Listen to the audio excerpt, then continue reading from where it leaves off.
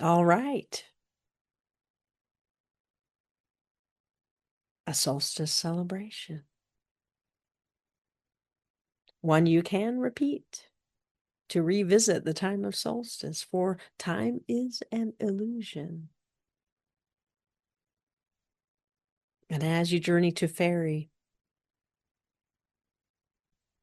to be more at ease, to be more connected, to allow a little bit more magic. It can become the norm for you in this reality. All right, and we have time for some questions. John, who begins? Francis. All right. Ken hit. Hello, hello, hello. And there you are. What a wonderful, meditation as usual. This was really so nice and beautiful. Thank you, Tara. Certainly so. Where do we begin? Well, Tara, it's been interesting. There's a lot of things that I don't like. Like where I live right now, I don't like it here. Everybody's quite selfish, and there's just not a peace here. So I'm working on moving to a place that's clean and beautiful and nice, and I'd like to own it. So I do work on that as a rule. And well, I just feel a little bit out of sorts. I said, from my illness in the last couple of years, I don't have much energy, and I work on that, and my balance is still a bit off. But I guess it's okay to look drunk, even though you're not. But yeah, so those are a couple of the issues I'm toiling with right now. All right. And so to put your attention on what you want rather than what you don't want is part of the Yes, right. And so as you look for what can you appreciate about your new environment so that your attention stays on more of what you want, it's very easy to get triggered and to allow the here and now to be more real. It is for you. The illusion is for you to show you what are my raw materials? What am I working with? What are my thoughts? What are my feelings? What are my beliefs and attitudes? Is it impacting my Yeah. choices and my decisions? And so as you look to see, okay, I don't like my environment. What's important about it? Okay, I'm supposed to choose something new. I'm supposed to get in action. I'm supposed to dream something new, then vision it, and then step forward into the new reality. But my I'm attentions are concerned what about don't. yesterday. I didn't do as much as I could have on the solstice. I did some stuff, but not as much as I could have. And And so you did a so, bit more today. yeah, I'm going to do more today. Of course, I am. And in these next couple of days, I'll be doing a lot more. Before Christmas. By the way, this is the first time in several years since I don't have a family. My parents have been deceased for quite a while, and it was a big, it was a very big holiday for our family.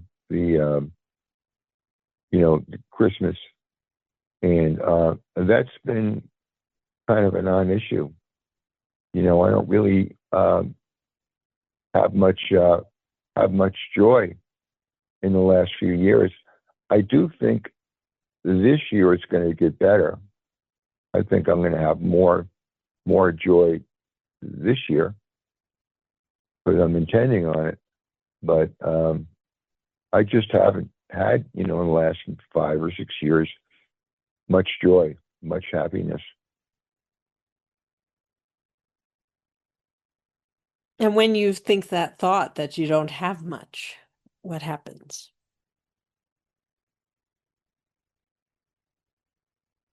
When I think that thought, I don't have much. Well, I feel,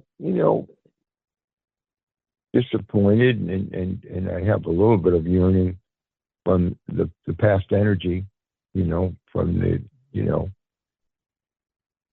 in other words, in a way, I, in a way, I don't really want to grow up. Of course, I am grown up. I'm in my late 60s, but I do have a yearning of having the excitement and the joy and the anticipation of how it's been for me, you know? And so that longing from the past, you can certainly provide Yeah, your child and your inner adolescent. yes, I can. Yes. And when you do, they will be more happy, more joyful. Y- I believe so, yeah. They will have more fun. They will be more magical. They will be more alive. And as you allow that to give them what they want, it's an important form of giving. As the Yes. spiritual adult, absolutely you are here to receive reality, but it's not one direction. It's a cycle of giving, receiving, giving. It doesn't matter what order you start in, but both energies are present.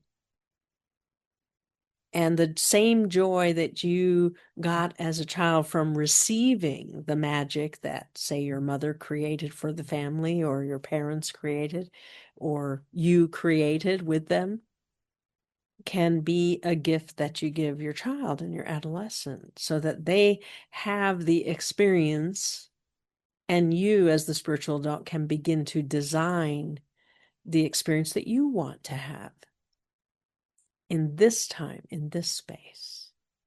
Because as you said, well, you're not that age anymore. You're not a young kid. You're not an adolescent. You're not even a young adult anymore.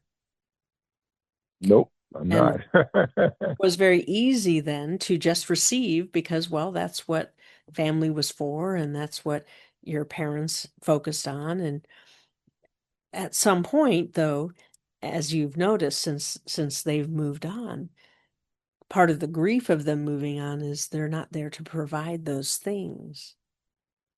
And so Yes, that's right. to be that for your child and your adolescent is quite important. And in it, you can heal some of that separation That's a good point. It really is, you know. because there is some I grief. also, yeah, I think so. I also, um, I've been thinking about past relationships that I've had too. And there was something really nice about the holiday season while I did have relationships. And sometimes I think, why didn't I keep any of them? Why did they break up for?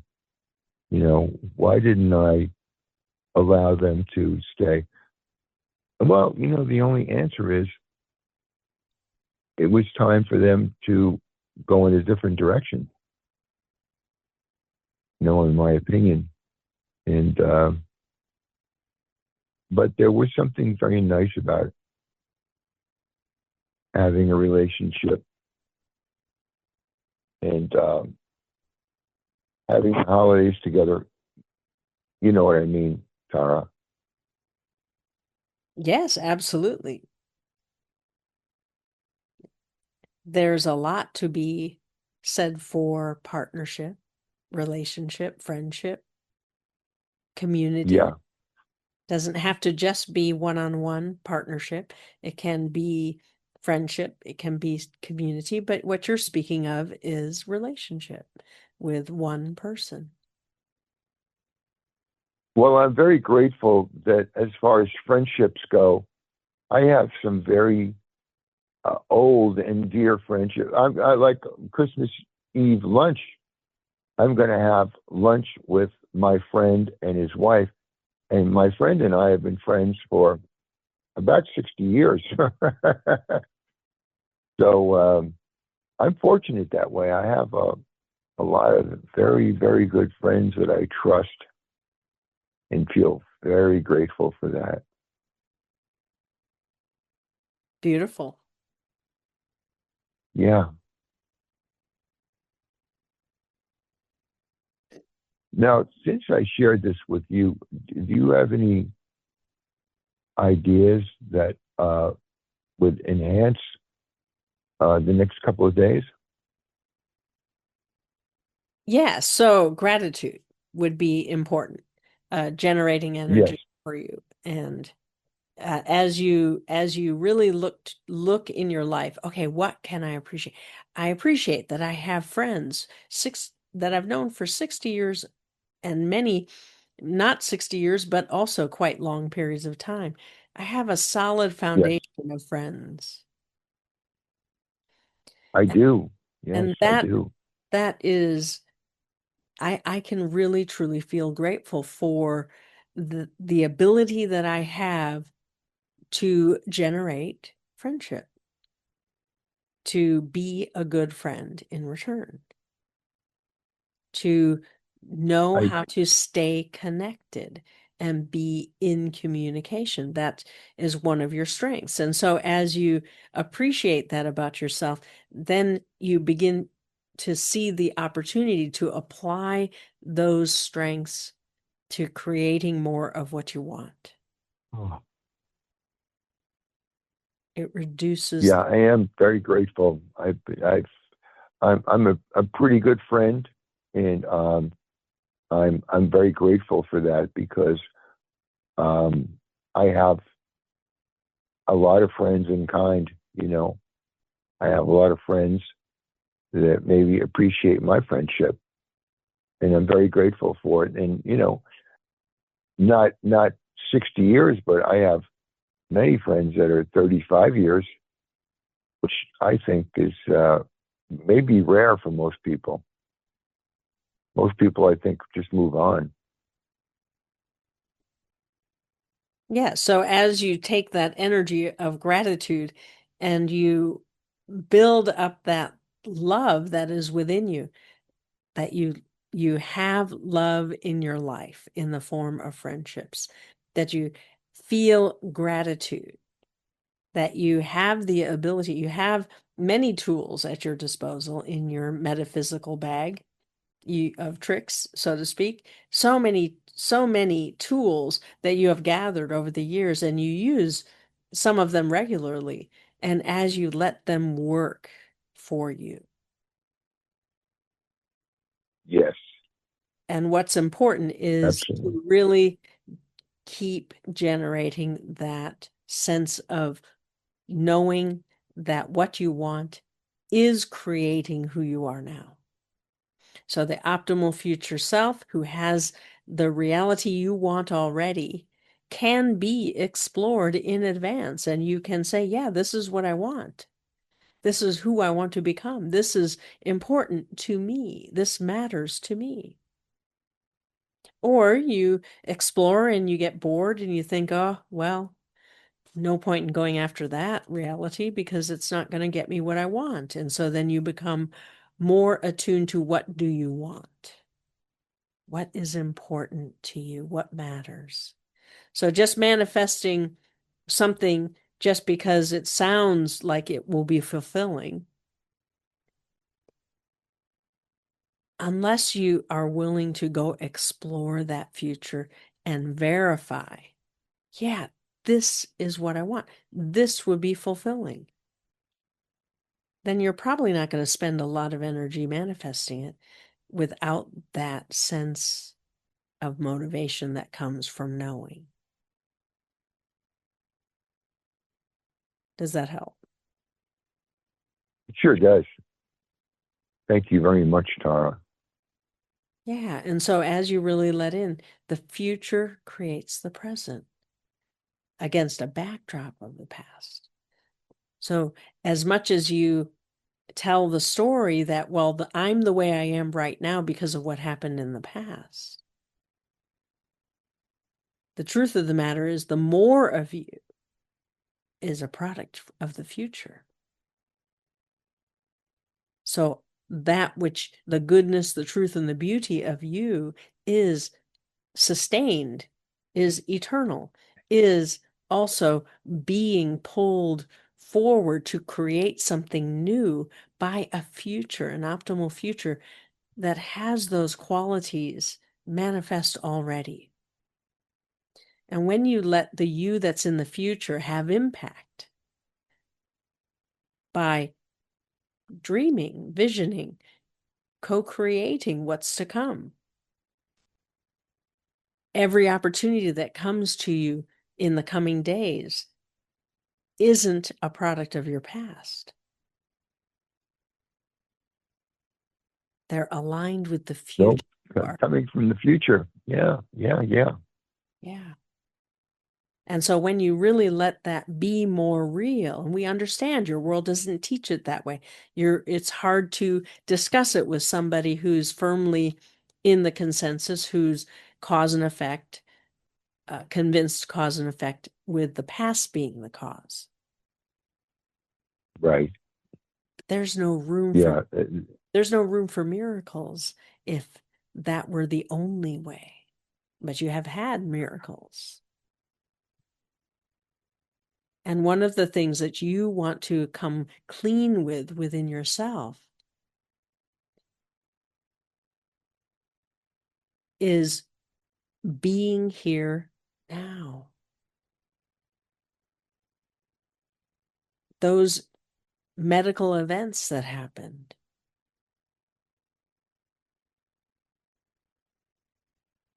we're not going to say they were for your highest good, but you did grow from them. It did I change. did. Yeah. It changed you fundamentally. And in order for you to be here, your soul has a purpose for you. And you want to be curious about that. I thought I knew what it was. But your soul is urging you to grow into someone new. And so as you sit with, I don't know what it is, I'm uncomfortable, but I know I have to grow. My soul is urging me to grow in new ways, to be more loving, to shine your light, to flow your grace. And when you hear those words, you can start believing, wow, okay, I always knew love was important, but I don't always feel loving. But what if I could fill up from love from God Goddess and flow it into my reality and have an experience of love that I haven't had in that way? I have memories of what I think love is, but what if it's more?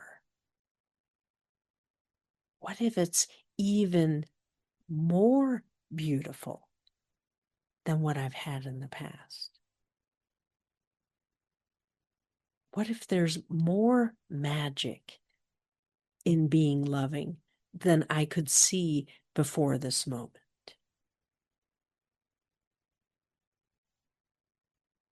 What if I'm able to allow more miracles because of my connection with love? So it's not for everyone who's listening, but there are some of you where love is really all that matters. You are certain, I'm here for love. Love is my focus. It is my Sounds like that might be me. yes, it's my highest priority.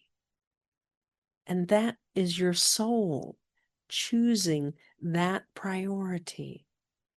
And so as you let it be a gift from soul, that this guidance system that I have It tells me when there's love in my environment, and it tells me when there isn't enough.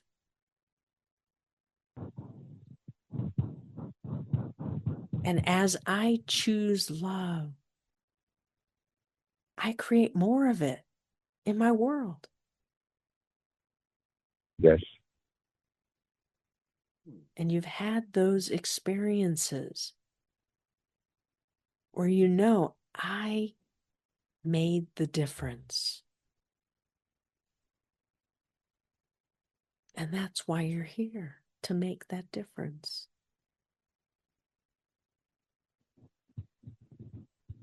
And so that is our message for you today, to go make Yes. that difference that you know to make. Absolutely. Absolutely. I have a very good expectation about the future right now. I think Yes. this Live into new it. year that's, Let it be either yeah, or this or something better. This is what I I'm, think this new year, and I'm willing for it to be even more magical. yes, absolutely. Beautiful. We look forward to hearing about your many successes. Oh, thank you very much. And Tara, if you don't mind, I'd like to wish everybody on the call a wonderful and magical holiday season, including Katrina and John. And we thank you for that. Oh, you're very welcome. Thank you. Beautiful. We love you so. All right. Just had to hit the unmute. Um, Yes, dear one. Sandy, I'm wondering, she's regressing where she's in fear like she was when we first got her. The first few weeks we got her, she was scared of all people, all dogs. She's kind of, and I don't know whether it's I'm changing so much and my energy is changing and that's wigging her out, or Harry's been gone for 2 weeks. And before he left, he was walking her most of the time. We had finally gotten her over that, hurdle of not letting him walk her. Um, our housemate left on Thursday. So there's been a lot of changes in the household. Um, and I'm tired of spending so much time walking the dog. And yes, Jasper's dad has been sick the last few days. So not only do I get to walk Sandy, but I have to get up at 6 in the morning, 6:30 in the morning, and be out walking the two dogs, like in the bitter, bitter cold. So frankly, I don't know whether she's reading my energy if I'm sick of walking the dogs. Um, so I don't, but she's getting much worse. I don't know what to do. I'm sitting with her at night then and like telling her she's safe while singing her a song and trying to, yeah, so I'd love some help. All right. And so what sort of behavior tells you that she's scared? Um, What are you noticing? like tonight, there's a baseball field that the two of them like to go into, and people let their dogs off leash. She loves playing with them. We weren't even like at the edge of the baseball field, and there was a dog playing off leash. And at first, she kind of starts walking the baseball field, and the dog is just doing its own thing. It doesn't even pay any attention to us. And then she just, you know, uh, tail between her legs in total fear, almost like scared, like, she's gonna run home. And that happened yesterday.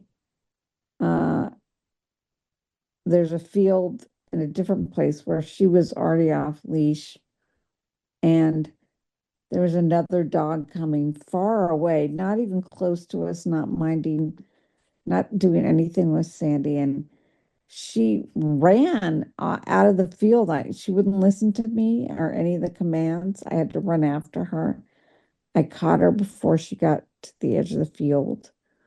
Um, when she's this afraid, she doesn't listen to any commands. And when we first got her, she like lunges and barks at the other dogs. And it's yeah. I think it's her way of just saying, I'm bigger and badder than you, so don't even try anything. She started the whole lunge growl thing all over again. Um, yeah.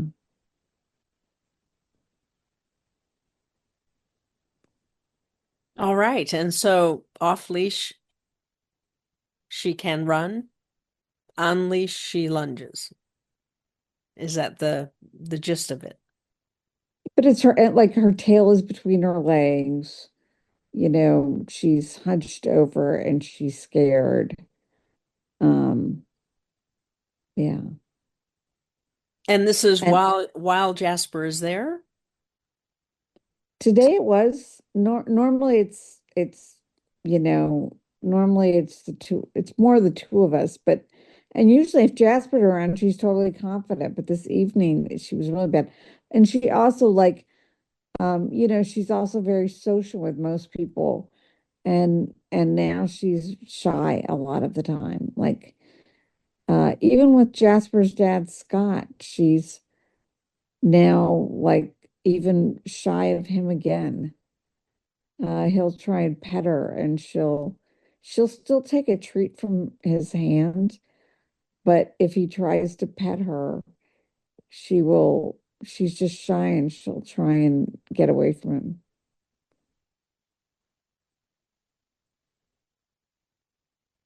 All right, and we're just checking the energies. It does appear that, as you were pointing out, changes in the environment are upsetting her. But as you there's something in the environment that's different than before. So we're just going to take a moment, with your permission, to connect with all the higher selves of the household, and also the consciousness of your home itself, of the land, of the environment, of the house,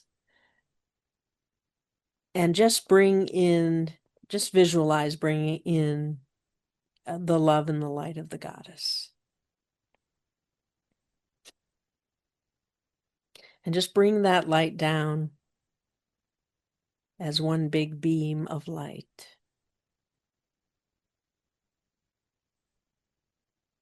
And let that light banish or diminish any negative energies that aren't yours, and also your own if you want to be free of them.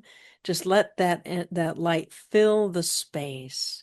Maybe you see it starting at the core of the house, anchoring deep into the earth. Invite earth consciousness to participate in grounding the energies and to release from the space anything that doesn't serve you. You yourself have gone through some tremendous changes and have let things go, and you're ending things, ending patterns, and you're bringing in new futures. And but it's not that's a problem. That's not a problem, but there's some residue, some energies that have been activated that need to be released. And so just ask your higher self if you need to know what they are, to give you a sense of what they are. And just see you and all of your pets and Harry benefiting from all of this light, all of this love.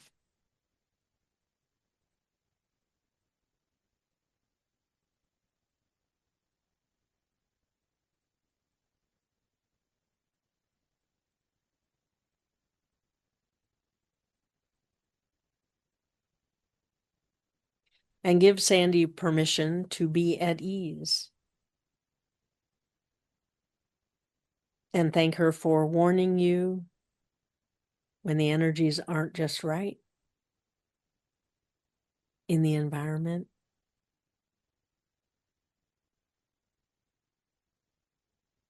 and that your instruction for her is to be at peace, that she does not need to be vigilant all the time, but that you appreciate her when she does let you know when something's off.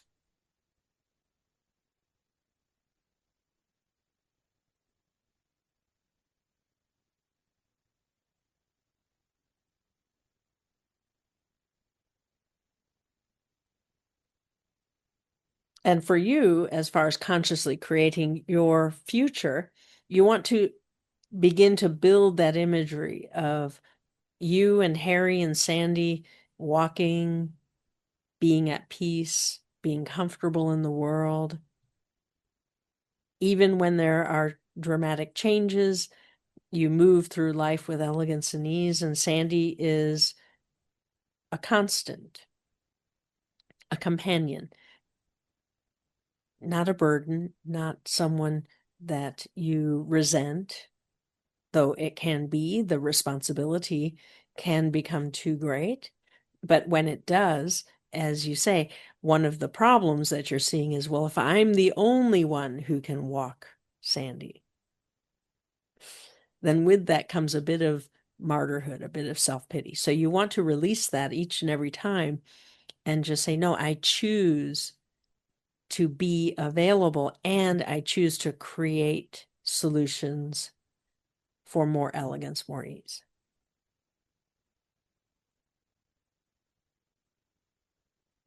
And what do you notice?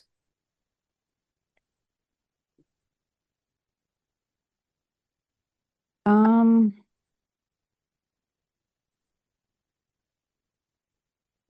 I'm trying to connect with the house spirits. I have a good relationship with my house spirits. I'm trying to see if there's anything there. Um, there there has been a lot of changes in the house. We got new couches.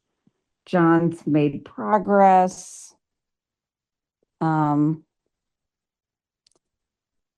our housemate has been adding a lot of chaos to the house, but she's gone for a few days. I don't know. I can't figure out what it could be.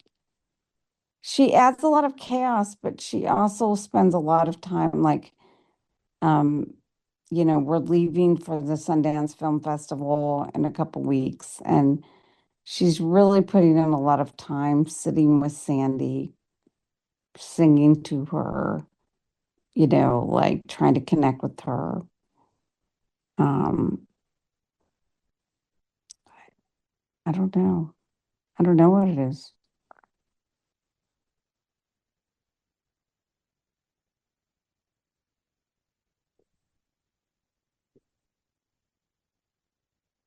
Do you need to know?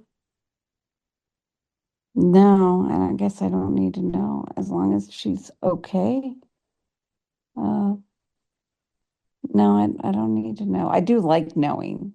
Uh, my brain likes knowing, but no, I don't need to know. Yeah. So as you focus on the imagery of what you want the outcome to be, as a bit of a this and continuing into the future, to give Sandy those images of what feels good. But as you are up against my will against her will, an old pattern, you have to diffuse it. When you step back and don't make it a competition of wills, what's left? How do you proceed? What's important about creating magically with will that isn't in competition? So having worked with releasing the template of chauvinism over the weekend, what's Yeah. the new form?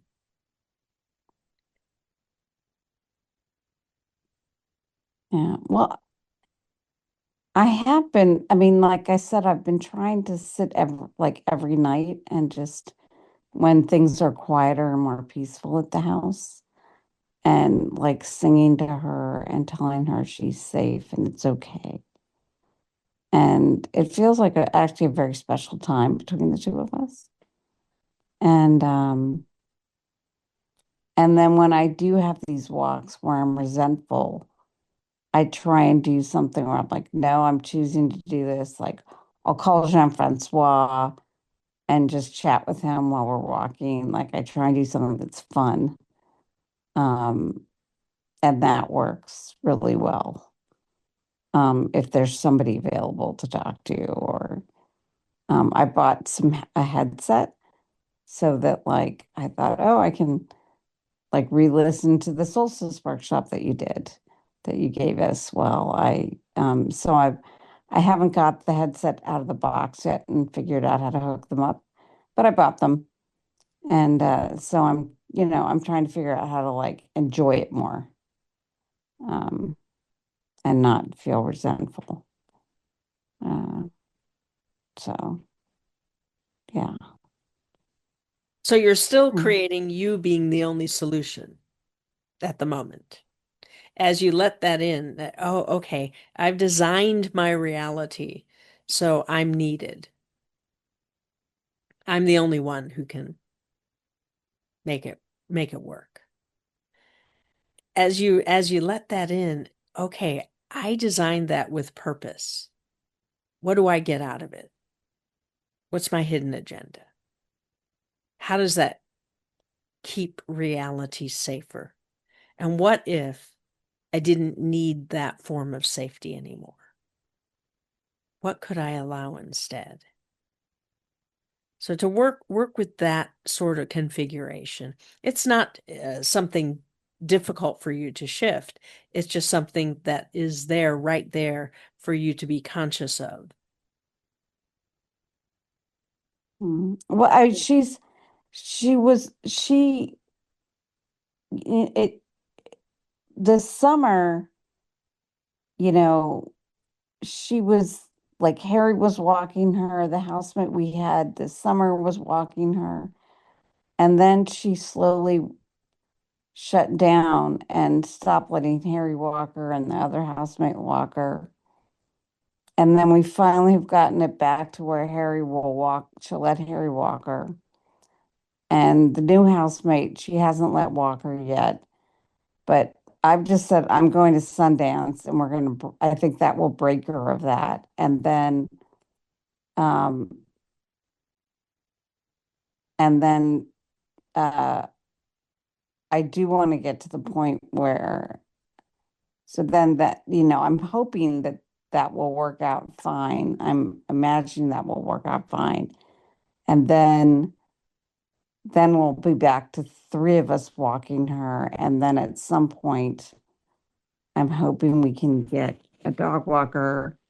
And then the neighbors down the block are getting a puppy in March.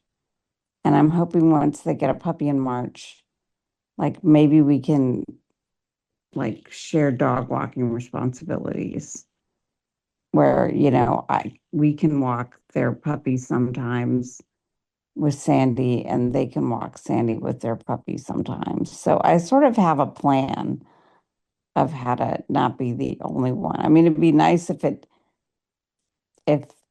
all happened faster.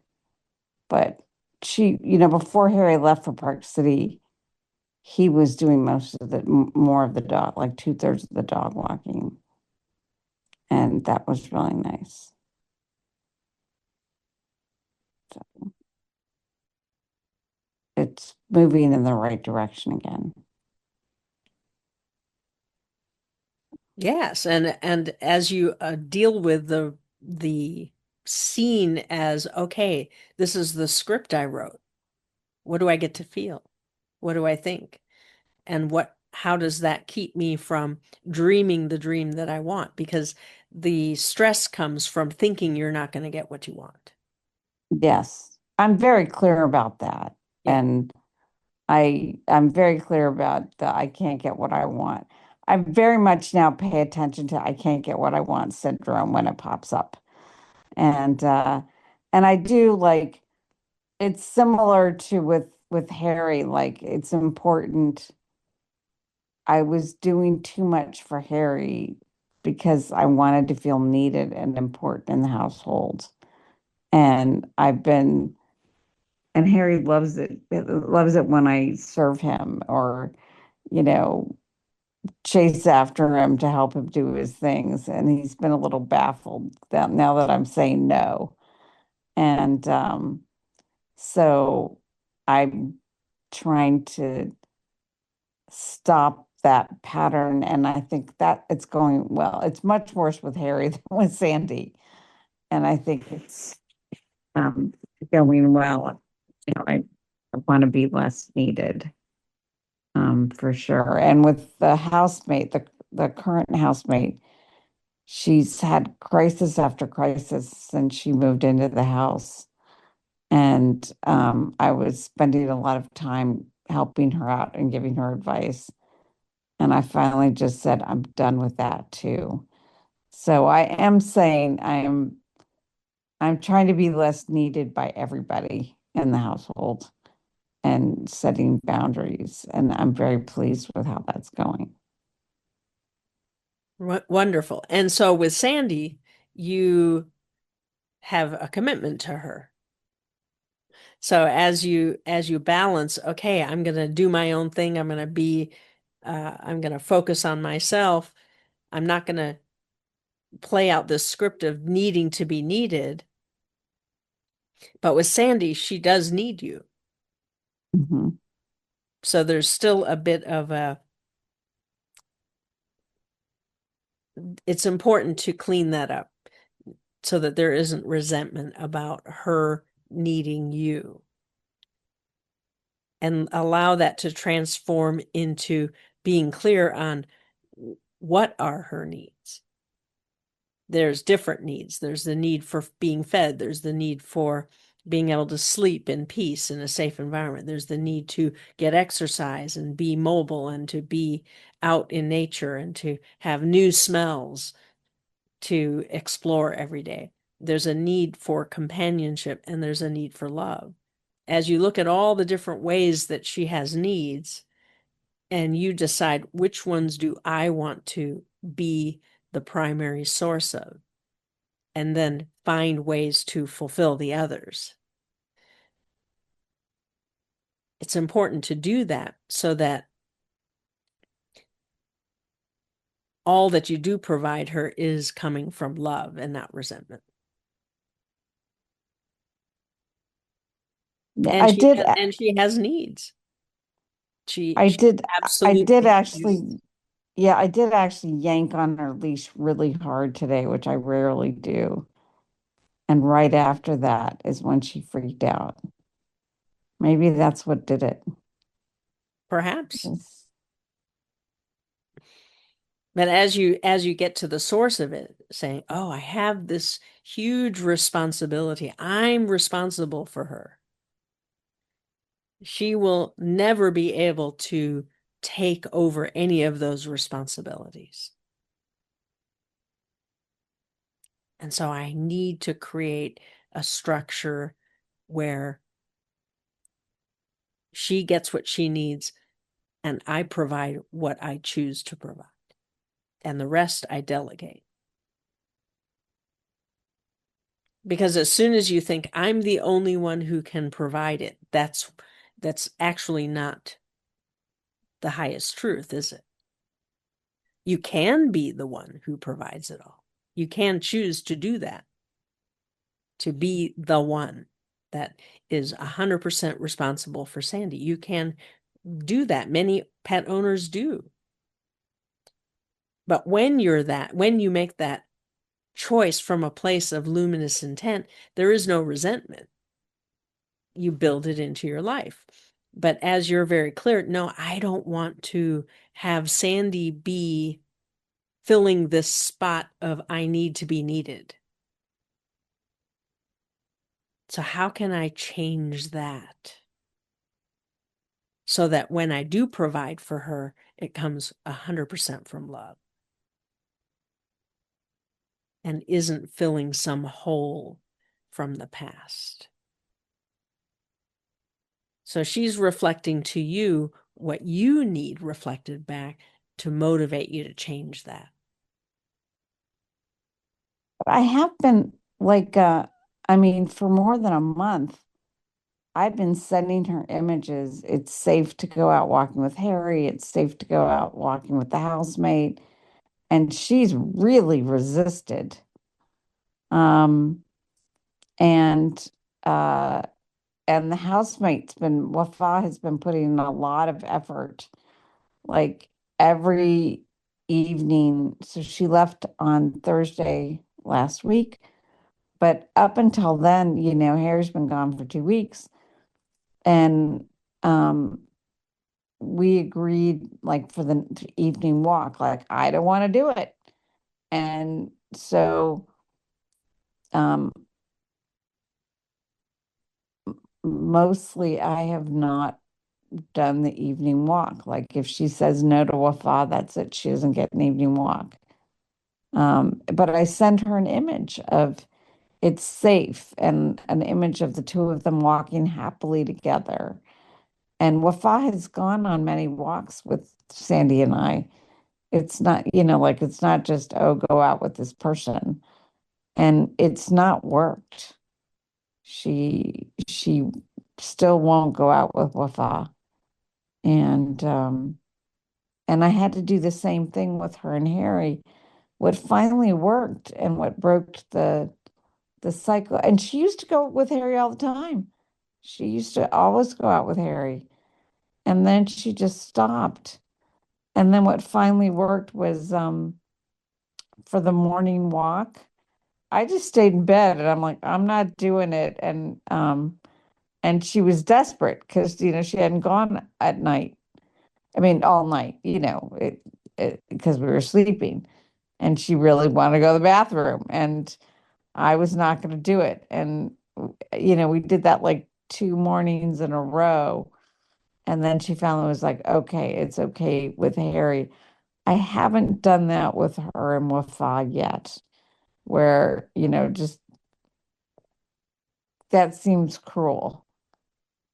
Because she's never just gone on a walk with Wafa alone. So I was trying to make it the evening walk. So I feel like I've made a big effort. And maybe it has, maybe it is coming down to a battle of the wills. I don't know. I feel like it's only going to happen when we leave for Park City and she has to make a decision of what she's going to do. I don't, but maybe that's cruel. I don't know. I'm hoping this she'll start going out with Wafa before we leave. But if we don't, it's Scott will come over. Like we went away for a wedding in October and left her home because I just felt like I didn't want her to stay alone in a hotel room for hours without us. And Scott, Jasper's dad, came over in the morning with Jasper, and um, Scott had to take the leash, and they would walk. Wafa and Scott and Jasper would walk Sandy in the morning, and that worked. And then she went out with Sandy went out with Wafa in the evening by herself. So it has happened, but only in desperate times. So I don't know how to make it not a battle of the wills.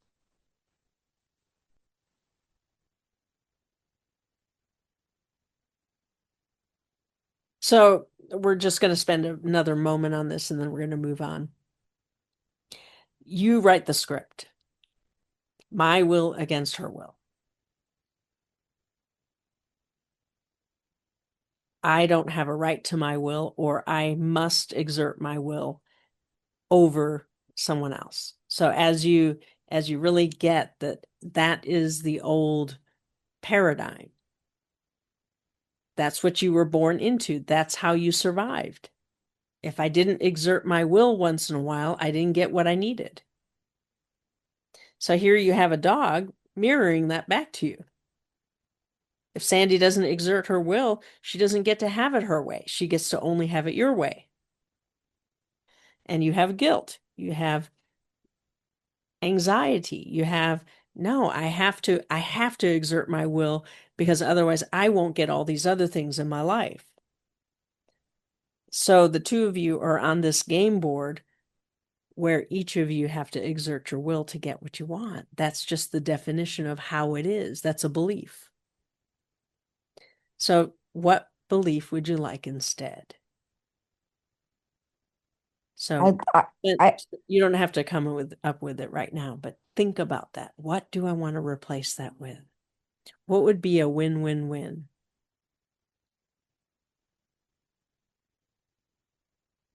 And I just need to send that image to Sandy and it'll work because it's not been working. Well, it doesn't work because you have a belief that says at the end of the day, I have to exert my will to get what I want. And because I don't want to walk the dog, but the dog needs to be walked. And I'm committed to giving Sandy what she needs. It's all confused in all of that. So you need to separate the part where I have to exert my will to get what I want and work that as a separate piece because that's sourced in your child.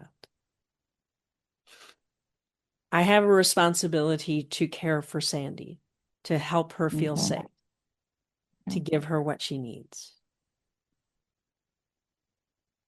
Maybe I didn't realize how much work that was going to be. Maybe I need to allow for help. I need to allow others to contribute to caring for Sandy. I don't know what that looks like yet. I got to dream that. So you've allowed it here and there. Harry's walking the dog in the evenings. That's great. That's exactly what I want. But then Harry goes away for a while on a trip, and now you don't have access to that. Now it's back to you. It's only temporary, but it's still back to you. She needs to be walked in the morning. When you go away on a trip, somebody else steps in. Wow, that's so nice not to have to do that in the morning. But when you come back, you have to pick it up again. Part of owning a dog is taking them for walks. But you don't have to be the only one. And that's what you're trying to design is, well, when is it my turn and when can I have others pick up the slack? So you don't have clarity yet around what is all yours to do and what are you willing for others to do. Right now, Sandy is very clear. You are the source of everything. Because that's your energy. That's your resonance. So as you begin to understand, oh, I'm dictating that energy.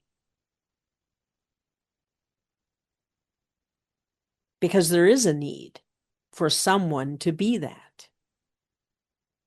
And maybe it does have to be me.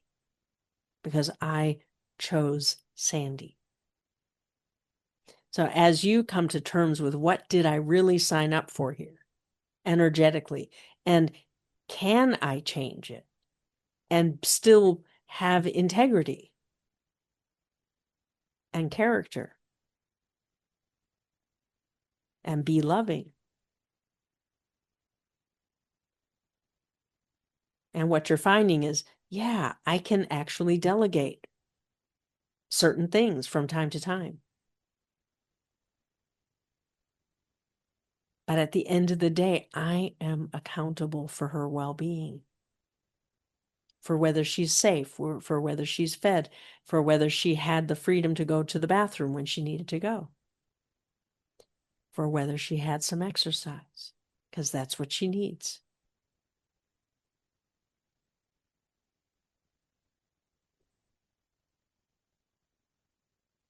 Consistency is very important in an animal's life. Where are you being consistent and where have you been inconsistent? Have a look in that arena. Thank you, Tar. All right. We love you so. You're right on track. She's a wonderful mirror for you.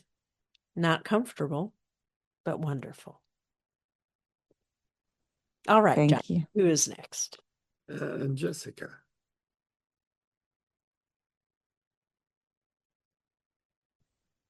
Yes, dear one. Hi, Tara. Thank you. Yes. One of my biggest passions is travel, and especially to sacred sites. And I've been going to particular sacred sites. Oh, I hope there's not too much noise in the background. In particular, I go to some specific sacred sites during the time of the solstice and the equinox, because many of them, or most of them, were built for that, to do ceremony during that time. So right now I am at Teotihuacan, those pyramids outside of Mexico City. And it's been very powerful and very healing. I was with a group of people, small group of people last week, and I stayed here by myself to be here for the the solstice. And I also know that what I understand from Lazarus, that we don't have to be in a particular place because we go there in meditation also. I also felt and feel big shifts happening. This place in particular, I'm sure all of them, but I know was built on ley lines. And so I'm feeling that. And I don't have a particular question. I just wondered if you could share anything about any of that. Yes, of course. Thank How you. beautiful that you have made it a part of your spiritual journey to connect, in particular, not just with the civilization structures of those that represent attunement to the energies, to the archetypes, to earth consciousness, but for you to walk the land, to be connected to earth consciousness is part of the beauty of the experience.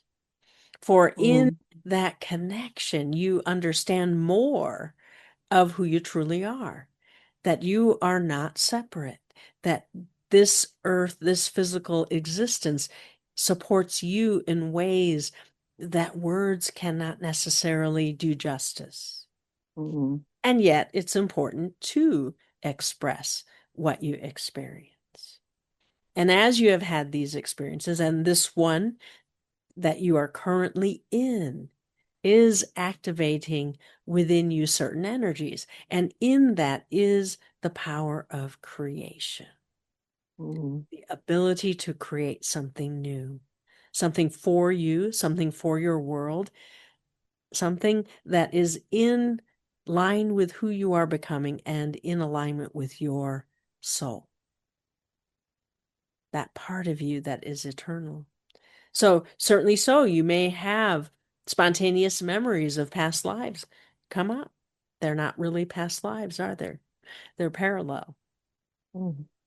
And so as you invite those that have had spiritual significance to you to assist, those in which you became an ancient or an immortal, to be present, to be a part of the ritual by invitation, your invitation.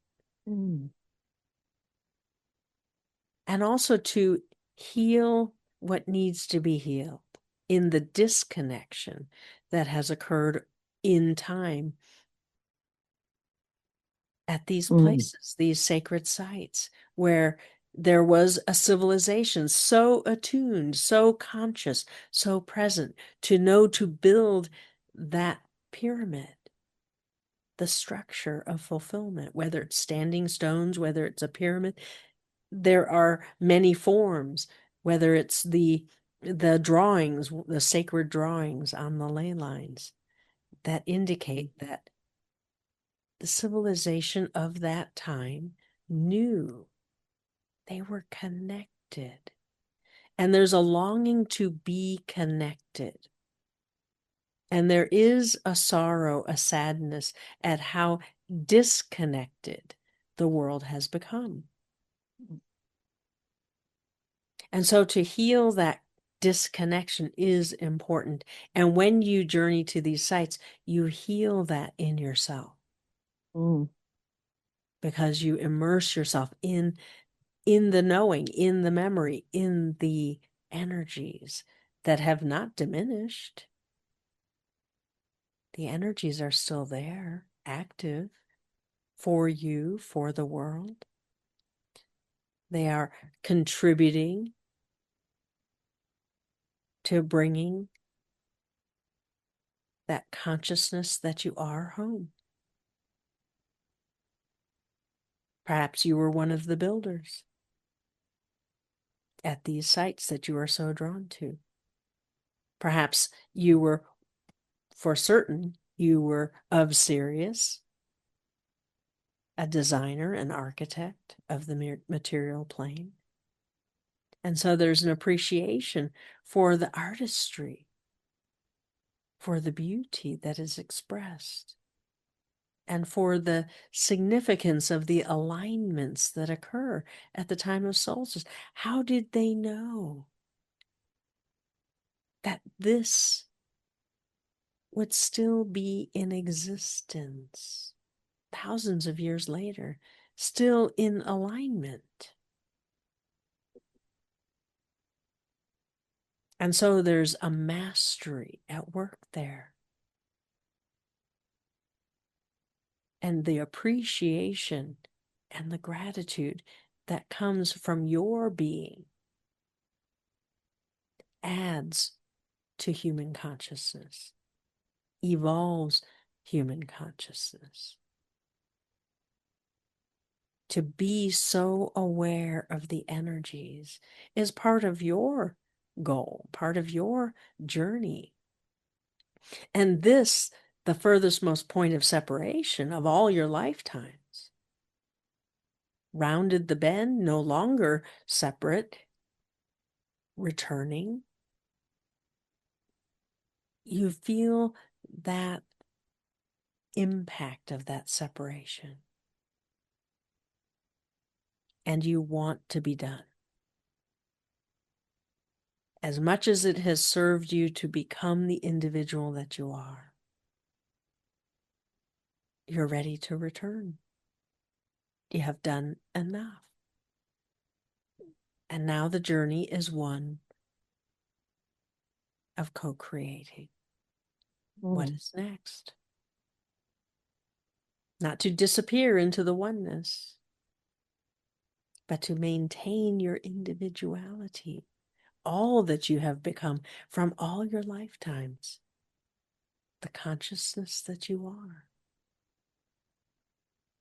And now the work is to co-create something new, not alone, not separate.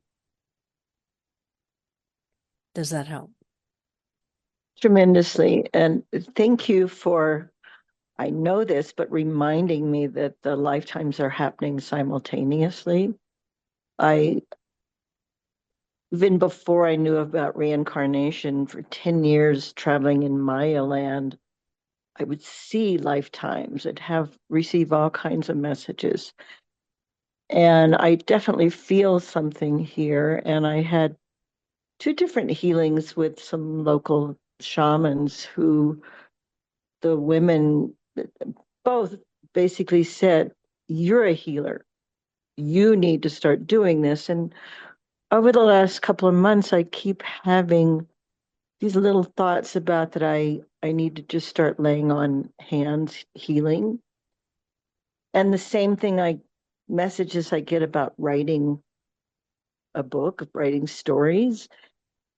and I don't do it with the writing. I just haven't been disciplined, and I get these. So, can you can you inspire me or share with me how I might could do that? I feel I've gotten so energetically charged here that I feel, but I also felt that at some sacred sites in Europe a couple of years ago, and then I get lost, I think mostly in old pain, which I feel like I retrieved some healing here that I'm wanting to hold strong, that I won't fall into that old place. So I would love just a little few comments about that. Yeah, Thank you. certainly so. So the laying on of hands, that's flowing energy, divine energy through you, through your palms, into the space that you are in. Doesn't need to be a person, but it is gratifying Mm, when you sense, mhm, hey, you've got some stuck energy. Let me help you. And just to flow that intention and bring that light into the space and to see it or sense it dissolve is a beautiful experience. Now they have to allow the shift and the change, and they do, or they would not be in your environment and they wouldn't have you notice it. So it's a collaboration between you, your higher self, and their higher self, their soul and your soul. And as you allow your life, as you have been doing, allow it to be flexible and fluid and to attract to you into your environment where you can make the most difference. And when you're writing, to be inspired to, so there are those people who put structure to it to say, well, if I write an hour a day, then I know I've written and eventually I will have something. And there is some truth to that. Others just write when they feel like it and they get to the same point. And yet others wait and they just do it all in one weekend. It's your cadence that's important. It's your creative mm, process that's important. And as you give yourself permission, okay, my real work is to see the future where I have manifested what I want. Do I want to manifest a book? Is that important to me? If so, who's the me that has done it already? mm, So that I can sense, is this the best use of my time? Is that mm, really important? And you might get a resounding yes. This, you will become more of who you truly are by writing and creating something tangible and then sending it out into the world. And then many will be touched by your love and your light. Other times, this laying on of hands, this is the latest feedback to people you respect, saying, you should be doing this. It is who you are. So to imagine that future. Well, what form would I want it to be? Do I want it to be official? Do I want to have some sort of verified training? Maybe you already have that. Do I want to just go and be fluid with it? And when the opportunity shows up, to respond as you go step into your optimal future self. How did she do it? What worked for her? What was fun? What was productive? What allows her to have the impact? Because that optimal future is you, who has had a journey that results in the most positive version of you. And so to mm. play with that, play in imagination, not to get stuck in, well, it should be this way or it should be that way. Yes, thank you. That was amazing, because I can imagine doing literal laying on of hands, but when you talked about it being channeling energy, um, that was a big aha for me. So thank you very much. That was wonderful Beautiful. information. Thank Wonderful. you. We're right on track. We love Thank you you. so. I love you and appreciate you. Thank you.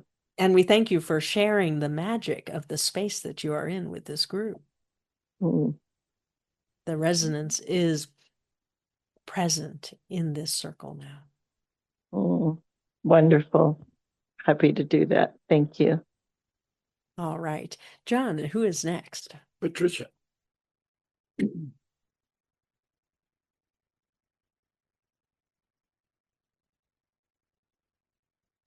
Patricia, are you there?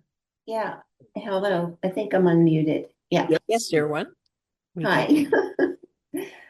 Well, today was, and this has been happening a lot, Tar. I've had miraculous things happen, and then immediately after, there's seems to be some sort of payment that I have to give. So, and it's usually in the form of physical discomfort or uh, some other punishing thing. And I work with the idea of I am forgiven my mistakes. I don't need to be punished, but that's not sticking. But anyway, so what happened was I got some very, very astounding news about a doctor who's going to do an intervention with the pain in my hip and my shoulder. And it came in the most unpredictable way, truly miraculous way, from another physician who is actually a professor of this kind of stuff. And he gives lectures, and it just turned out that he had given a lecture a couple of weeks ago to the doc I'm seeing and his assistant. And anyway, circuitous route. It came back to me through a physical therapist that the person I'm seeing is like the top guy, and he's somebody to be totally trusted because he really knows what he's doing. So I was like, oh, wow, how did that happen? Well, I've been programming for healing and being pain-free with harm to none in these areas. So that was a big celebration and a big aha, and great. And then last week I never take antibiotics because they mess up my gut. But I had this unrelenting cough and cold. So I went against my better judgment and took them for 6 days. And of course, now my gut is inflamed and I'm in pain there. And it just, and then I had an interaction with my friend Mike today. And I thought, is it me being a martyr? Am I walking into a wall of negativity that's around him? And what is my negativity around him, etc. But anyway, so here I have, and then yesterday was a stellar day of being helped. Just help all over the place. So it seems like there's a pattern here of when I receive, when I have good fortune, when I'm smiled upon, immediately it's like a wave that comes in and crashes and says, oh no, you have to pay for this. So my usual remedies for healing my gut, which typically work immediately, are not working. So now I've got pain and I'm afraid that, oh my God, this is great for Christmas. But at any rate, what are your thoughts around that? And how could I speed the healing in my gut so that I can really celebrate? It's like I'm not supposed to celebrate. I'm not supposed to have these unbelievable coincidences, really. All Like right. And so you have received a miracle. You have I received have, more than you expected around solutions for the pain that you've been in. yes, exactly, for my shoulder and my hip. Yes, beautiful. And verification, validation from your environment that this is the right way to go. This is an expert. This is someone who's well thought of, and what a miracle that he's already my doctor. Yeah, So you don't have to change doctors to get the result that you want to get. right. Well, Well, I that's got one. to him. I got to him by a lot of weirdness too. It was, he's not local, but my friend Mike was just taking a walk and bumped into a neighbor of his, and this neighbor happened to mention this doc and said, "This guy really helped me with my shoulder." And so even getting that person's name was purely magical. Yes, And absolutely. the whole thing has been that way. It's been that way. And he and this person who's actually the professor for Jefferson University on these topics, he knows the man that I'm seeing. They are texting buddies.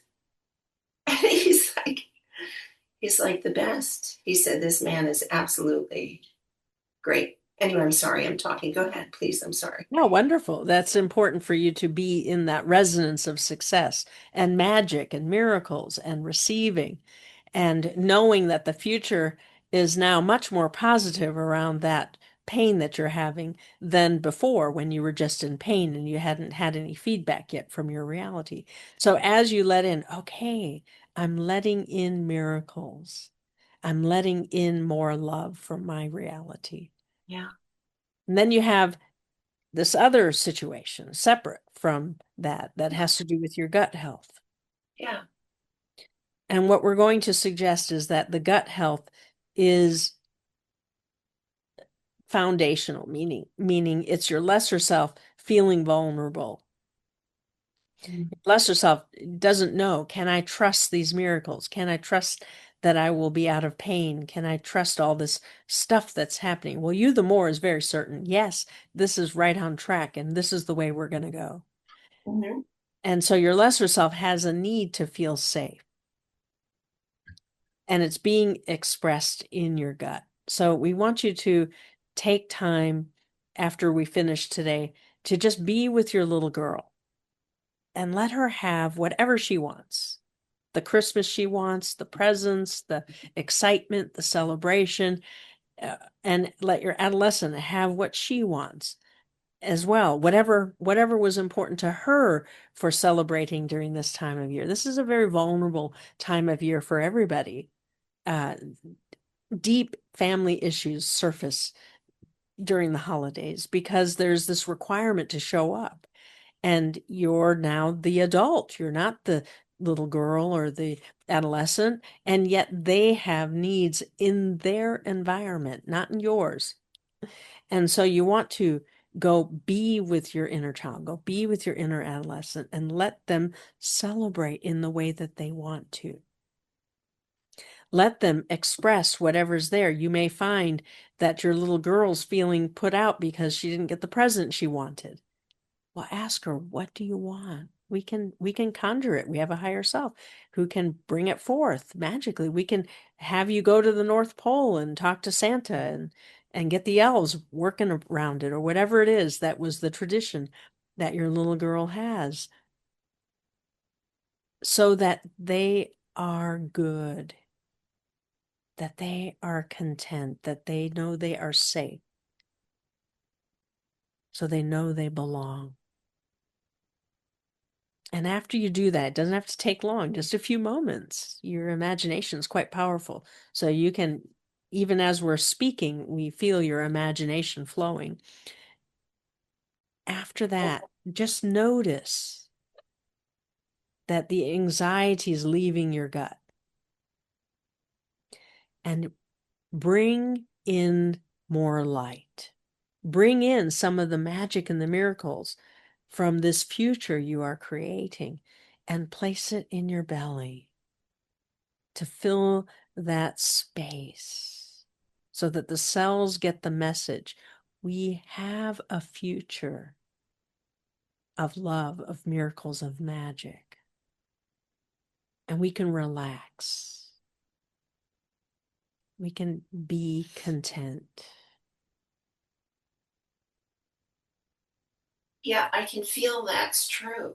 I mean, in addition to, I keep getting ideas about this project that I have.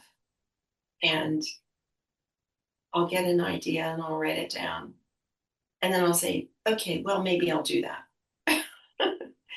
And then another idea will come up to add to the project. So now I've got like 4, 5, 6 ideas. And it would be fun. It would be fun. But it's also very vulnerable to put these things out there. Yes.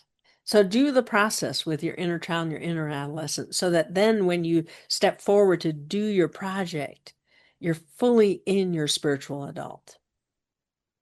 And they're not threatened in any way. It's not about, well, what if I get rejected? What if they don't like it? That's not the adult. That's the adolescent mostly, or the child. And so as you honor yourself by making sure they're okay in their reality, they have their own desires, their own imagination, their own magic to express. They don't have to be in the past that you had. In fact, they're not supposed to be. The past you remember when the adaptive child shows up is your past.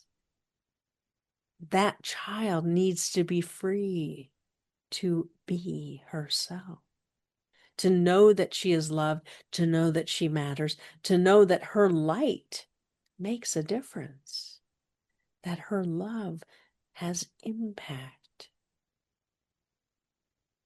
That's the inner child who's free and open to creating magic. And so sometimes you have the second form, the magical child, show up. Let's work some magic. And then it reminds you, as the spiritual adult that you are, oh, I have magic. And I can rely on that. I can allow miracles and I can make miracles. Yeah. Wonderful. Beautiful. You're right on track. Thank you. Thank you so much. That was very helpful. Yeah. All right, John, who is next? Henry.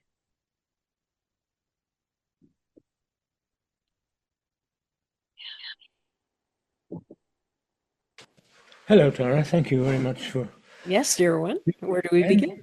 again. Lots of you recently. I'm completely. I just feel I'm kind of all over the place and not really responding to anything and being very not even remembering a lot of things that we did the weekend and last Monday and things like that, and trying to mug up and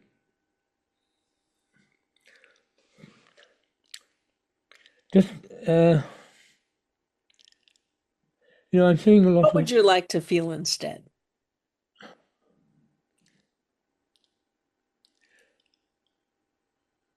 Well, I like to feel what you actually talked to me about, which was being being on it all the time. So on it. So we were talking about when I was out and talking with people and relating with people, Yes. and saying that even when I'm not with other people, then I can still be in that relationship with my reality and allowing the magic and dreaming up the magic. And I just find, someday I eventually got myself out of the house to the farmers market, and there's a group of people that meet there every Sunday that I've never really I know several of them pretty well from art experiences, and I didn't know whether to kind of go and say hello. I mean, I said hello, and then I was going to go away, and then I went back, and and I yes, I had a very good conversation with two women who I didn't know from there, and we were talking about all sorts of things, except that when it came time for me to share about stuff, I just got very, I couldn't get my words out, I couldn't get my thoughts out, and it was kind of reminding me of what you said before when I'm in, when you go to a certain place and you can't remember words and all of that sort of thing. You're letting yourself fade away. And so I'm kind of worried about that. But then and they went away and people went off to a pub, and I thought, I don't really feel like doing that, but I went anyway, and then I found I couldn't talk, and so I left, and then I met somebody at the bookshop, and where I go, I like talking to the people who work there, and there was a fellow there talking about dark matter, and we were talking about creating reality, and I couldn't hear a lot of what he was saying, and I certainly didn't really understand quite. And he was being very superior, and I kept on talking and kept on just talking about my thoughts about his stuff and his thoughts about his stuff, and I didn't want to do it, and I just found myself thinking I need to do this, and I was talking to him for 40 minutes or something like that, and just where's my sense of what I want and who I want to be and all that sort of thing, and I just it just seemed to be flattened out. Um, So what you're paying attention to is what you don't want. Totally, yes, yes, I don't want to not have words. I don't want to not understand. I don't want to have people not listen to myself. yes. And then on the other side, I've got the bed bugs, which I don't want to do what I need to do, and the phone transfer. I'm not transferring to my new phone, and everything's going up the chute. And yes, it is. It's all what I don't want. Um, um, yeah, Yeah, so you still have to effort around choosing something new. yes. And the new, yes, and that's got even more. I just I don't seem to be able to get excited about anything. Um, So when you really. really let I did have one very good conversation. Actually, the first time when I went out with a couple of young people, and just their whole attitude towards life. And they were just doing some. They brought a table and they were doing a bit of art on the table, uh, and in order to chat to people, and if anybody wanted it, they could have it, and all that sort of stuff.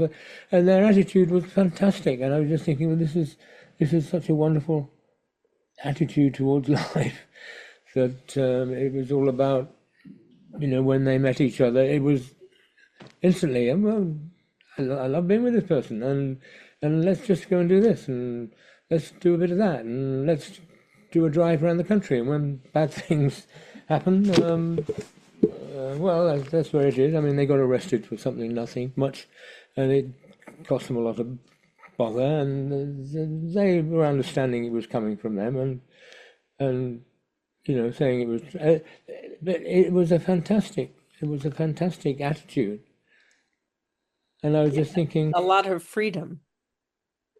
yeah, and I was just thinking, how do I take that on? In I suppose it's just discovering the energy, but then I think, well, I've got these such huge fucking problems that, um, and I'm not willing to do anything about them. What's the turning point? All right. And so truly you are at a pivot point in your life where you get to choose to think that you are your problems and that is all you are, Yeah, or you could think that I have problems and yes, they need solutions and those solutions are coming eventually, they will come. in the meantime, who am I really? When I go out and interact with people who I enjoy, well, it taps me into my joy. It taps me into my passion for freedom and for living life. Other people don't necessarily generate that same thing. It seems as though when you do things that are routine, things where you expect yourself to be a certain way, then you get held up. So those examples of, well, friends that I met at the farmer's market, this guy in the bookstore, those things were familiar to you already. You had an expectation of how it should go and who you should be. So that's not a similar circumstance as where you just happened upon somebody and suddenly it was as though a world opened up in the resonance that they created. You stepped into their world briefly and you got to experience something new. And I had asked for that. And Yes, it turned, and turned out quite well. it's actually what you enjoy doing for others when you're in that mode. When Right. you go to a party and you have a conversation, you open up a world for them. Yeah. It doesn't happen every time. No. It happens when you open yourself first. Yeah. So as you really let yourself know, well, that is what I prefer. That is what I choose. I just need to be willing to set down what's familiar. Because there is something comforting about familiarity. There's something comforting about knowing what your problems are. Well, if I solve those problems, I'm just going to get other problems. Why don't I just keep these on standby? If I never solve them, then, well, those are the problems I'm going to deal with. There's a predictability to it. There's a comfort to it. You wake up and you know what problems you have to think about. If you solve them, what if the new problems are bigger than I can handle? What if there are more problems? I think I'll just hold on to these. So be aware that the familiarity and the comfort of consistency and sameness can be a bit of an enemy for you. Yeah. And the fear of the future is not your spiritual adult's fear at all, coming from the child. The child who doesn't want unexpected change to happen. Mm. And so he just needs a little bit of attention right now. And give him the Christmas he wants too while you're at it.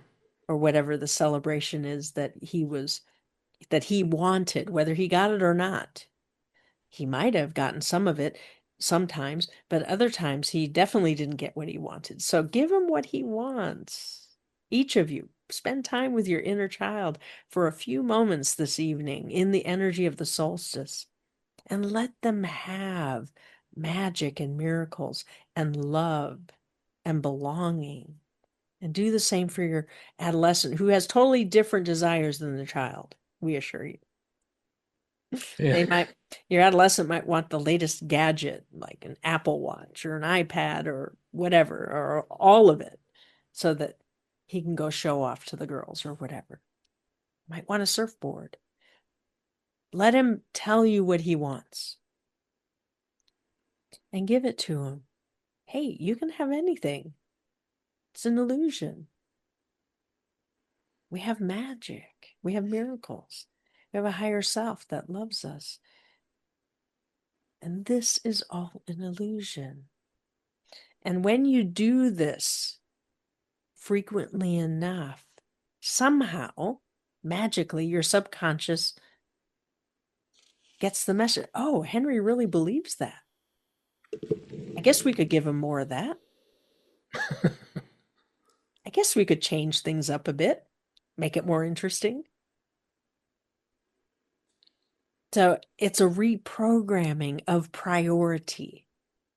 Right now, the subconscious is delivering consistency in the form of problems, not miracles. Yeah. And so as you just say, no, I really do want more of that fun that I had. Those two people were inspiring. I want to feel that sense of freedom. I want to have ideas of how I can implement that in my life. I'm going to turn that over to my dreamer and my higher self to come up with, so that when I wake up, I have some new ideas. So as you see, just by speaking with us, you're remembering what went right. What was automatically there was, well, I don't really know what to talk about because I still have these problems. It's all the same, blah, blah, blah. Let's just play the recording from last week or the week before. First 5 minutes. But as you let in, no, as I become more willing to tell a different story, I'm starting to tell a different story. And really, it's working. And when you let it in, it's working. I'm noticing when things are going right. I'm noticing when there are miracles, and they actually matter to me. And I do want more of those. I do want, when I walk out the door into the world, for the world to be full of beauty and fun and magic and miracles. And then when I come home, I'm going to bring that energy back with me. And slowly but surely, things will get fixed. I'll find somebody who helps me transfer my phone. I'll get the right information in the right time. Does that help? I can feel that energy. Yes, it does help a lot. And Yeah. at the same time, the bed bug thing is really at an edge, and Well, so and it is one of those uh, vicious circle problems where, just as if you hold on to a thought and a negative emotion and you keep cycling in the same thought and the same negative emotion, it actually yeah, does expand and get worse. And you really need intervention. You need to think, feel, do something different to break the cycle. So right now, the current thought is, this bed bug problem is bigger than I am. yes, It that's what. requires me to do things I don't want to do. So just that sentence is debilitating. Yeah, So as you just let yourself know, okay, there are bed bugs. That is a fact. We assume it's a fact. It might be imaginary. well, I'm trying to unimagine them. I haven't seen any for. Now the second thought is, this is a problem that's bigger than me, Yeah, bigger than I can handle. That's the one that needs to be changed. yeah, Because embedded in that is what we talked about over the weekend, which is, I'm all alone. yeah, So as you let in, it's a problem, and there are experts. I'm going to manifest an expert who has a solution that makes sense to me, that is within my means and my ability to implement. I can do that. I can dream that. I can dream someone who's an expert giving me the right answers. In my dreams, in physical reality, doesn't matter. Piece of information on the internet, yeah, instruction sheet, whatever. yeah. So now you've taken the I'm all alone out of the mix. That you can deal with, because the I'm all alone is an ancient problem. Comes from the time of original separation from God Goddess. Yeah. I can heal that. I can turn that over to my higher self to heal while I sleep. And then there's the point of, if I do things that I usually do, I'm not letting it be magical. All I can think is, this isn't what I want. This is boring. This is not magical. Yeah. So I'm not segment intending. I'm Right. not generating what I want next. Before I go to the farmer's market, Yeah. I need to intend how I'm going to feel, whether I'm willing to have magic and miracles happen. And then when I get invited to the pub, before I step into the pub, I'm going to take a brief moment and generate, what feeling do I want to feel when I leave the pub? Do I want to feel more connected? Do I want to feel more open? Do I want to be more free? Do I want it to be creative and passionate and wild and exciting? I get to choose all those resonances before they happen. Yeah. So the part about I had difficulty finding my words was because you didn't step back and say, wait a minute, what do I want? What is important here? Is it important for me to speak and share my ideas? Maybe it's important to listen.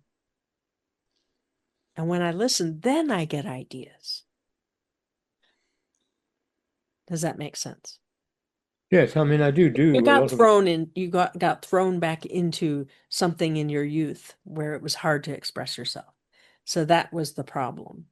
But as you work with just spend a few moments with your inner child and your inner adolescent. Give them the Christmas they want. It's going to solve a whole lot of problems. Give them the holiday they want. Maybe they want a vacation. Maybe they don't want to be in where you live. Maybe they want to be in snow country. So we can build snowmen or go skiing or sledding or go to Santa's elf workshop or whatever. They have plenty of ideas of what would be fun. Yeah. And the hard the hard cut-offs of the bed bugs and the phone and the money and So relationship. what's missing there is asking the universe to help you solve that problem. Right. Really thinking I have to do this all alone and I don't want to is Right. is what has kept you stuck, we'll say. And so just know that the antidote is to ask the universe to help you Yeah. and then to look for the solutions that show up, because now you're going to see a different reality. Right now you're seeing, I can't do this, I can't do this, I can't do this. Those are the kind of solutions you've been given. But when you realize, wait a minute, I don't need that illusion. I need one where I change the picture. Yeah. So I'm going to ask the universe to bring solutions that are workable, that work for me, that I'm capable of acting on. Yeah. And I'm going to know that those solutions are coming. See, that's the tricky part. But I don't know. Yeah, but you know how to act as if you do know. Yeah. Because you know how you will feel when the problem is solved. I'm going to be more relaxed. I'm going to feel good. I'm not going to be thinking about whether I have them or not. They just will be gone. So what will you be thinking about? Well, I'll be dreaming new dreams. I'll be programmed for what I want next. I'll be free to be. I'll be playful. I'll be interactive, whatever it is. All right. We love you, Okay. so. Could I just ask you just on the end of that? So part of that bedbug thing is, the rules here that the moment I know I have bedbugs, I have to tell the management, um, and I'm trying to rationalize that with Well, you've already broken the rules. yes, that's true. So you broke it. So what? What's important about breaking a rule? Do you Um, feel like you need to punish yourself for breaking it? Are you ostracizing yourself from Well, society? their rules are that they won't pay so much, and I mean I'm going to have to pay anyway. But I mean that's what I've got into my head, I guess, hasn't it? I just have to. Okay, so somebody has to pay. Yeah. Punishment, vindication, pick your poison. So this is all just these are words that are metaphorical energies. Yeah. So as you let in, oh, okay, I'm writing a script where I did it wrong, I broke a rule, and the punishment is I have to pay. I have to pay dearly. I have to suffer. Yeah. So it sounds kind of painful. Sounds a bit martyred, unappreciated, misunderstood, down and out. See, I really do have the bugs. It really is all my fault. Whichever way you go with it, it's looking pretty bad, isn't it? You're a victim of the bed bugs and you're a martyr because somebody is going to punish you. Now, normally martyrs punish. So who are you punishing? Who do you want to punish for not having an easy solution to this problem? So we'll give I you a see. clue. It is not yourself. Yeah. Maybe your higher self, maybe God and Goddess, Maybe. maybe everybody in the world. I want to punish everybody. Nobody else has this problem, just me. So you see, it's a template Yeah. and it's playing out so that you can see, what do I believe about reality? And do I want to keep these beliefs? Yeah. Or do I want to change them? I think I'll change this one about needing to pay the piper, needing to be punished for breaking the rules.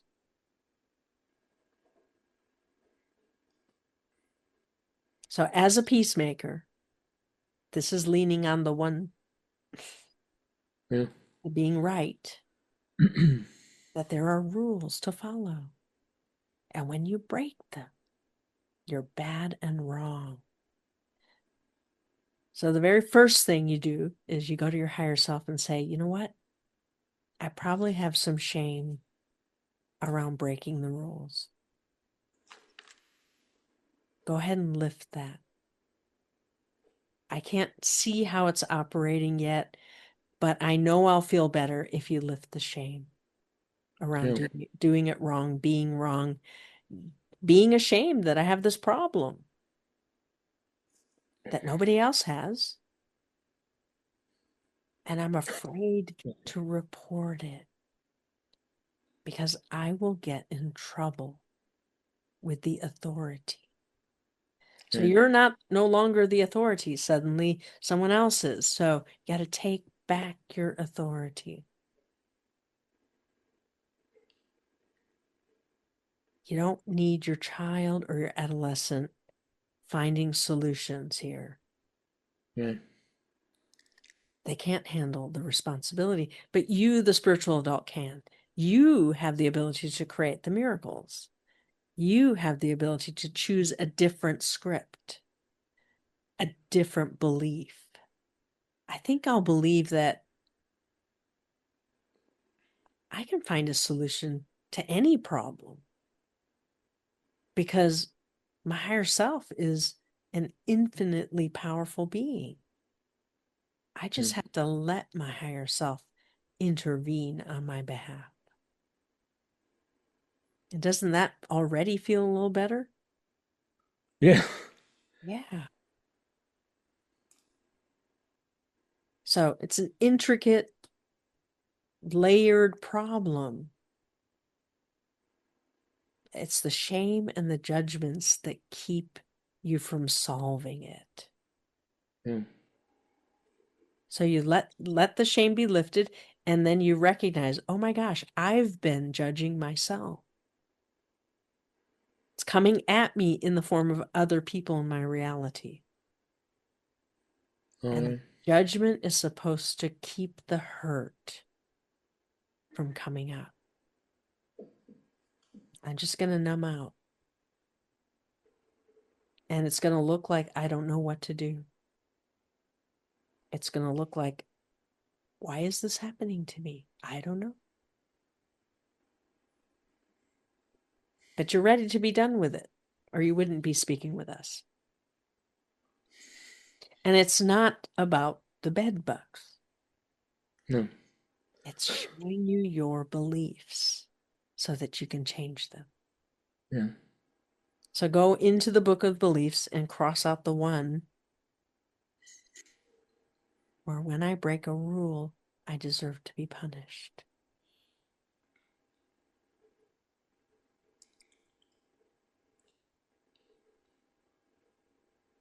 Or I need to be paid. I need to pay. When I do it wrong, I have to pay. Yeah.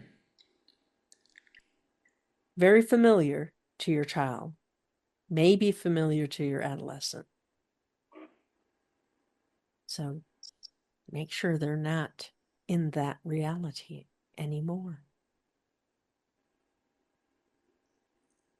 so that you can be free to choose something new. Yeah. And you don't need to take this energy into the holidays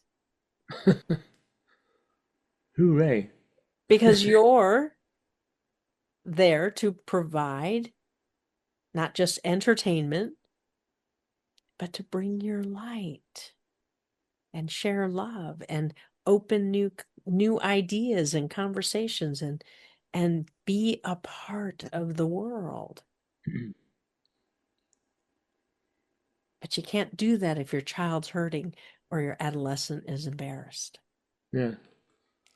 And the bedbug thing is so in with that because you're not really supposed to mix with people because they can get Yeah, bedbugs. you're punishing yourself by keeping yourself alone. Yes. So as you And change that belief, I'm all alone, into the new one, I'm a part of everything. The separation was an illusion. It served its purpose. I don't need it anymore. Yeah, you can let yourself actually enjoy being in company.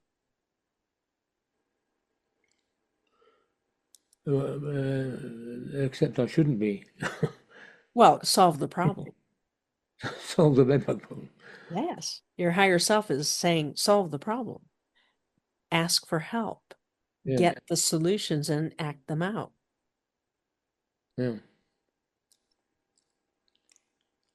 And if you don't want to pay, you need to forgive yourself and change the belief. Now, some of you create a reality where you have to pay and you just know you have to pay. And well, that was the price of the lesson. And so you pay, and that's fair enough too. But you don't hold on to it. You pay and then you go move on. But if you have to pay and you can't pay, well, then there's a different issue there. Okay, I might need to use a different resources. I might need to change a belief so that the payment part of it goes away. Hmm.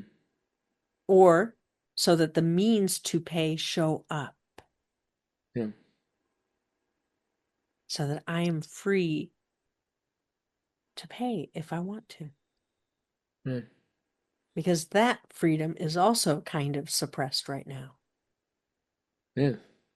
And it's time to free that up. Yeah. All right, Henry.